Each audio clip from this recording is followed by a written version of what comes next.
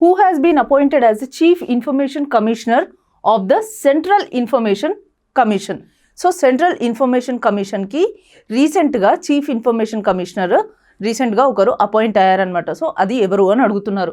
So కేంద్ర సమాచార commission, central information commission యొక్క కొత్త ప్రధాన కమిషనర్గా ఎవరు నియమితులు అయ్యారు? సో ఇక్కడ మనకు ఆప్షన్స్ ఏమి ఇచ్చారు?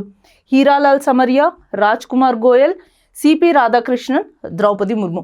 సో మనకి ఇక్కడ కరెక్ట్ ఆప్షన్ వచ్చేసి రాజ్ కుమార్ గోయల్ అనమాట. సో రాజ్ కుమార్ గోయల్ ఈయన రిటైర్డ్ ఐఏఎస్ ఆఫీసర్ అనమాట. సో ఈయనని రీసెంట్గా చీఫ్ ఇన్ఫర్మేషన్ కమిషనర్గా అపాయింట్ చేయడం జరిగింది. సో ఈయన ముందు ఎవరుండే చీఫ్ ఇన్ఫర్మేషన్ కమిషనర్గా అంటే అది హీరాలాల్ సమరియా గారు అనమాట.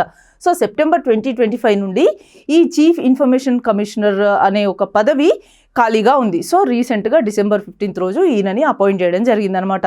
సో ఏంటి అసలు ఈ chief information commission, central information commission, దీని మెయిన్ ఉద్దేశం ఏంటి అంటే ఇది ఆర్టీఐ యాక్ట్ 2005 ఏదైతే ఉందో దాని ద్వారా ఈ కమిషన్ని ఎస్టాబ్లిష్ చేయడం జరిగిందనమాట. సో ఆర్టీఐ యాక్ట్ ద్వారా వచ్చిన అపీల్స్ని, కంప్లైంట్స్ని ఈ కమిషన్ చూస్తుందన్నమాట. సో ఈ సిఐసి ఏదైతే ఉందో దీంట్లో మనకి కాంపోజిషన్ ఏంటి అంటే దీంట్లో ఒక చీఫ్ ఇన్ఫర్మేషన్ కమిషనర్తో పాటు 10 ఇన్ఫర్మేషన్ కమిషనర్స్ ఉండొచ్చు. 10కి ఎక్సీడ్ అవ్వకూడదు.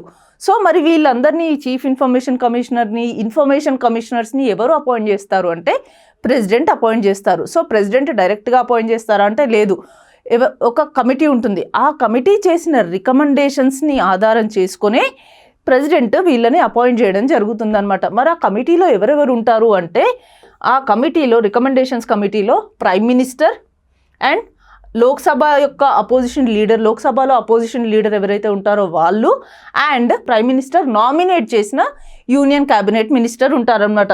సో ఈ ముగ్గురు ఉన్న కమిటీ ఎవరినైతే రికమెండ్ చేస్తుందో వాళ్ళని చీఫ్ ఇన్ఫర్మేషన్ కమిషనర్ లాగా ప్రెసిడెంట్ అపాయింట్ చేయడం జరుగుతుందన్నమాట. సో వీళ్ళ టెన్యూర్ వచ్చేసి 3 years ఉంటుంది.